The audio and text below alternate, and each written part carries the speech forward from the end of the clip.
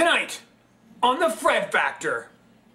That's what you are. You're a boy, okay? Playing games in a fantasy world that does not actually exist. And you're a little girl with a camera. Caution! You are about to enter a no-fact zone. Because Fred's Factor is going to start... What? Right now.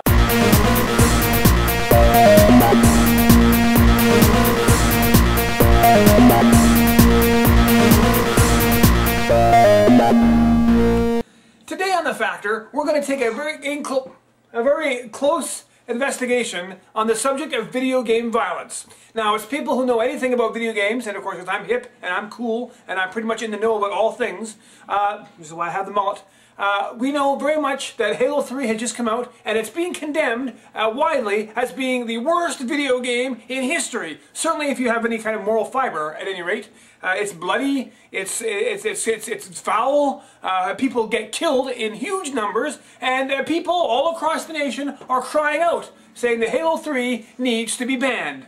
Well, we believe here on The Factor that everyone should have the opportunity to be heard, so today we're going to invite you to meet someone who plays Halo 3 a lot, as in every day, every hour of every day, all the time, 24/7. Some say he's a video game addict. I say maybe just a little bit misguided. So let's take a look here into his room here. This is Joe here, ladies and gentlemen, playing, as you can see, Halo 3, no surprise there, sitting in his room here. Now, if you take a look around the room, cameraman, what you'll notice are there are no pictures of trees or nature or deer or anything on the wall, nor are there, as you can see, any books.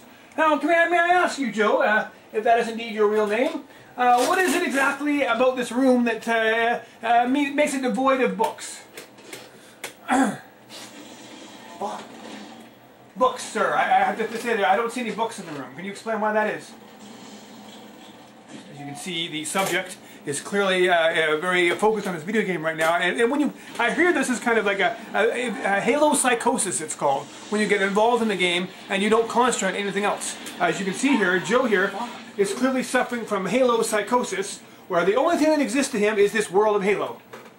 Now, Joe, could you maybe explain to the viewing audience what it is exactly you're doing here in this particular video game? What is this point? Beat the other guy. To beat the other guy. Very, very articulate, sir. And how exactly do you accomplish that goal? By shooting them. Yes. Well, there's a positive activity on a afternoon. Now, do you see any correlation between the shooting of people here and your own antisocial behavior? I'd like to shoot you. Well, that's encouraging. I'm sure you would, sir. But unfortunately, in this country, Why do you keep saying sir? Well, boy, we have boy.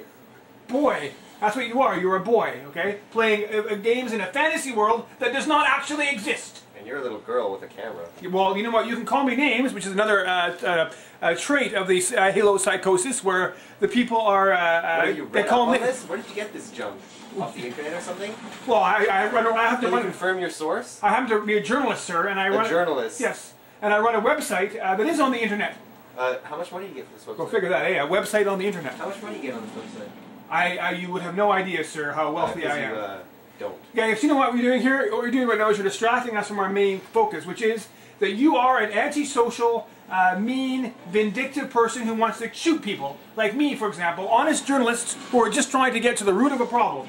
I say that says a lot about... Honest journalists? You're biased. Well, at least I'm not getting shot in the head.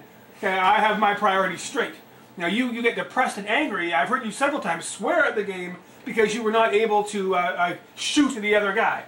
I have to say, I mean, don't you think your time could be better spent?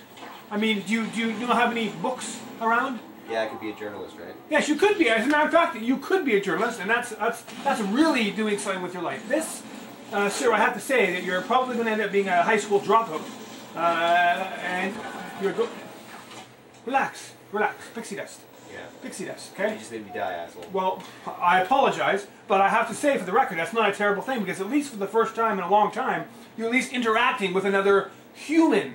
Because I don't know if you know this or not, but this Earth that we live on, this globe of life, is populated by humans. And these humans sometimes even interact with each other. Like on video games. Well, not on video games, but like in social settings, like restaurants and libraries, when they have these things called books. Which I don't think you've ever read one in your whole life, by the looks of it. Yes, that's what I thought. As you can see, this antisocial, bitter, angry young man who probably listens to Iron Maiden and plays ridiculous video games all hours of the day cannot even carry on a conversation when I use the most basic form of language. I did not use any word here that exceeded 7 letters, and he was unable to stay with the whole conversation. So, I think that what this does, actually in retrospect, if you'll excuse me for a moment here, I think what this does is it clearly, without any definitive doubt, proves that video game...